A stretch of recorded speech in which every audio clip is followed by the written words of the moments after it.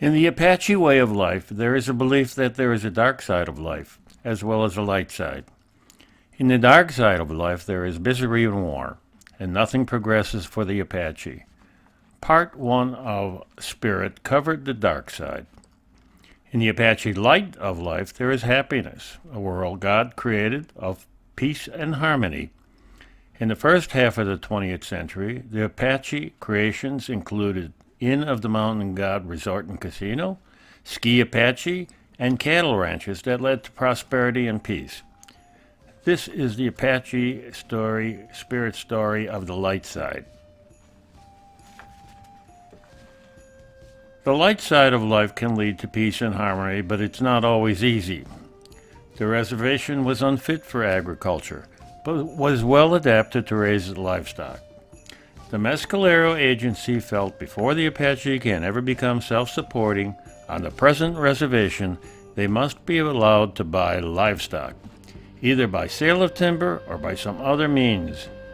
Unfortunately, politics, both in Santa Fe and the U.S. Congress, got in the way, and it took years to consummate a sale.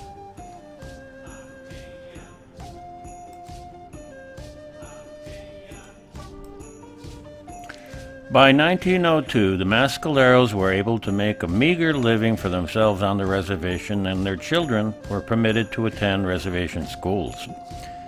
By 1909, Mescalero lands were in real danger of being usurped by gold and land-hungry Anglos. The 1887 Dawes Act allowed parcel claims within the reservation boundaries. The natives were being exploited, and claims, in the long run, led to a reduction of reservation land. The tribe had to do something to preserve the reservation. Several logging companies were interested in Mescalero timber leases as early as 1900, but it took over 20 years to resolve the claims in Santa Fe. Senator Albert Fall, owner of Three Rivers Ranch, owned grazing leases on the reservation and believed that expansion of Mescalero cattle will overgraze tribal lands and reduce the value of his leases. Also, there was a fear intensive logging on the reservation could degrade the soil and lead to erosion. In 1912, New Mexico became a state, and the legal system came under federal control, and in time, many of the legal suits were dismissed. Then finally, in 1920, the Indian Service sold Ben Longwell and the Alamogordo Logging and Land Company the tribal timber for the minimum bid of $500,000 that the tribe reinvested in a 10,000 head of livestock.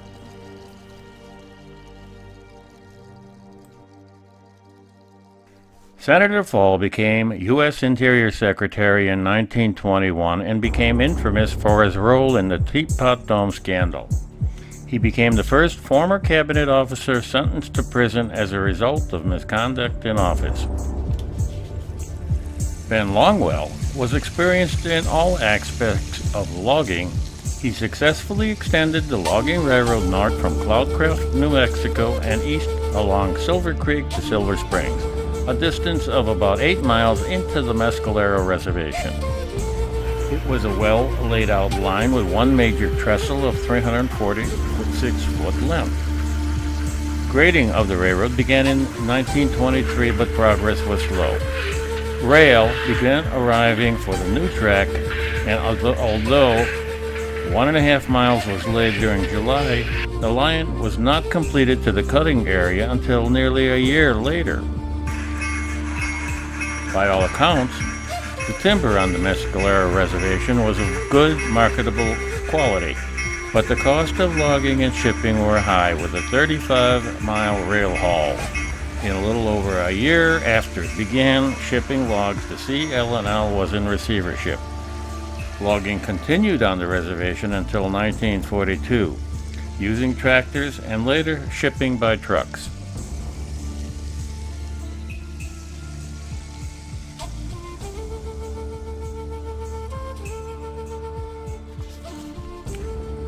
The trade of cows for timber was a failure for Ben Longwell, but the cow camp on the reservation became a success. The Mescalero natives took a natural affinity to horses and the job of a cowboy. Under the Federal Indian Reorganization Act of 1936, the Mescalero, Chiricahua, Lipan, and Warm Springs bands, collectively living in Mescalero, officially organized as the Mescalero Apache tribe. The period saw more cooperation among the tribes. Cattle and crops proved profitable for them, and by 1937, most reservation Apaches had moved out of makeshift shelters and into houses. The Chiricahua added their cowboy skills to the collective tribe. Also, smaller Apache ranchers cooperated in roundups and participated in rodeos.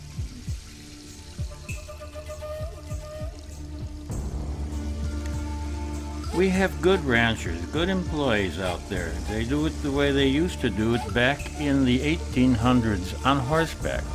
They move them from pasture to pasture, from watering spot to watering spot. It all feeds back to the traditional belief, the traditional ways of life that are passed on down from generation to generation. As Shane Evans explained, quote, "I'd rather be on a horse chasing cattle than you know a lot of other stuff. My boy, he's 13.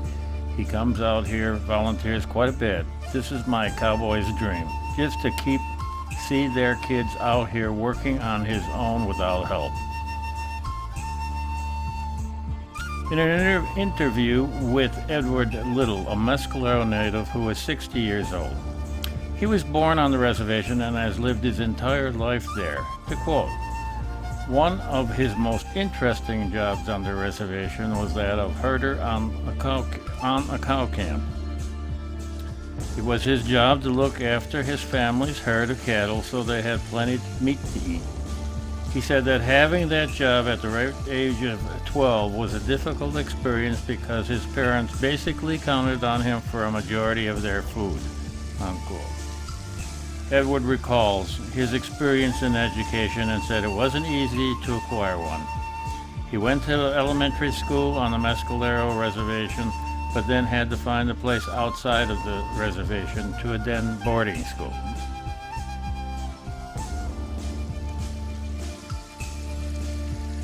An important part of the development of the Mescalero Reservation was the struggle to build the St. Joseph Apache Mission Church. Father Albert Brown was an important catalyst in that struggle. Father Albert was ordained in 1915, and his first assignment was to the Mescalero Apache Reservation in 1916. He served as a U.S. Army chaplain in both World War I and World War II. Father Albert fought by American troops, including Mescalero natives, at the Moose Sargon offensive, and during World War II, he was held prisoner of war and survived the Bataan Death March. He was a recipient of the Purple Heart, 2 Silver Stars, and the Legion of Merit. Between wars, Father Albert helped to construct the St. Joseph Apache Mission Church. On March 2, 1928, U.S. Congress officially deeded the 10 acres of land holding the new and old St. Joseph Apache Mission churches and the ancient cultural site of the Franciscan province of St. Barbara. A decade after construction commenced, Father Albert hired Jose Mesa, considered one of the best stonemasons in the area, and his sons for $2 a day plus room and board at the town of Mescalero. Jose Mesa and his sons worked on the mission church until 1939, completing its massive stone walls. The building's tile roof was soon finished along with the floors, all laid with tile fired at the La Luz pottery plant in the Luz Canyon. The unfinished church was nevertheless dedicated on July 4, 1939, as a memorial to those who lost their lives in the First World War. Because of the Indian Claims Commission Act of August 1946, the Mescalero Apache tribe hired a Washington, D.C. law firm to enter a petition for loss of tribal land due to the Dawes Act. and won $8.5 million. This enabled the tribe to develop an outdoor sports enterprise for tourists and upgrade schools and water supplies. The reservation began to lure tourist dollars by opening the Apache Summit Lodge and Restaurant in September 1956. In 1963, the tribe purchased the Ski Apache Resort, and in 1974 built the Inn of the Mountain Gods, a resort complete with hotel, restaurants, lake, and golf course.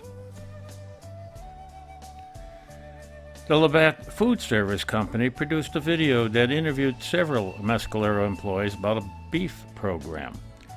Quoting Angela Sanchez Wendell's front of house manager, "It's a source of pride. Being a Native American, it's really nice to be able to go to a table and they ask you, is this really Native American beef? And you can tell them, yes, it was raised on the reservation."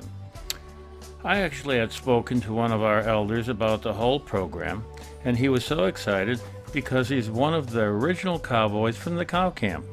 He just couldn't wait till this really happened, because he said, that was always the dream.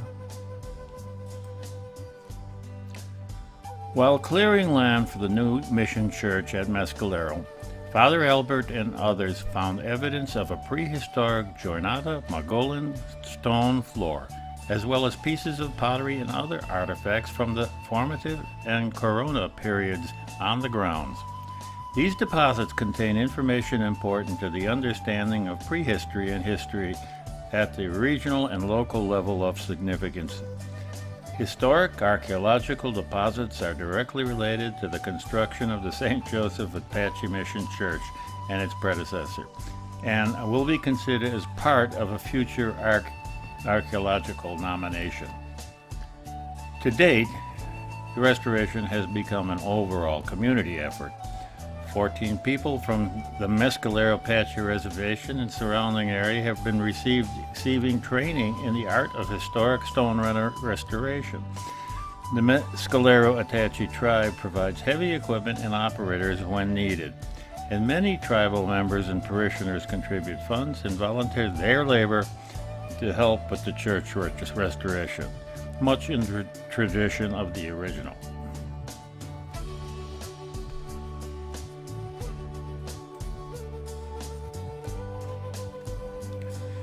Today's Mescalero Apache tribe is governed by a tribal council of 8 members with an elected president and vice president.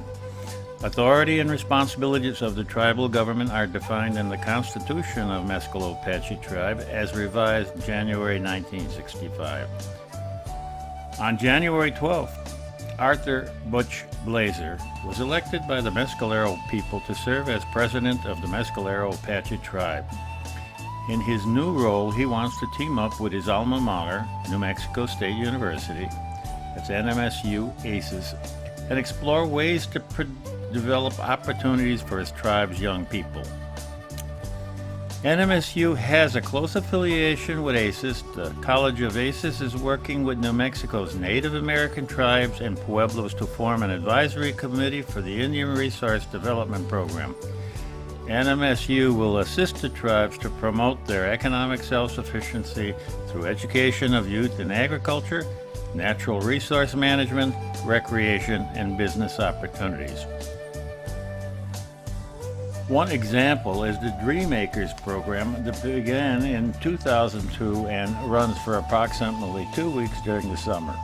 It is open to 7th and 8th graders from various New Mexico pueblos, Apache tribes, and Navajo Nation.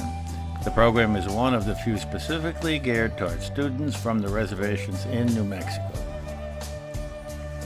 To quote Butch Blazer, "This ties into the mission of a large land-grant university, and I feel there is a natural connection that we need to reawaken and figure out how to take full advantage for it for the benefit of the university and the tribe, not just with encouraging you to further their education, but also with addressing and improving agriculture and natural resource issues."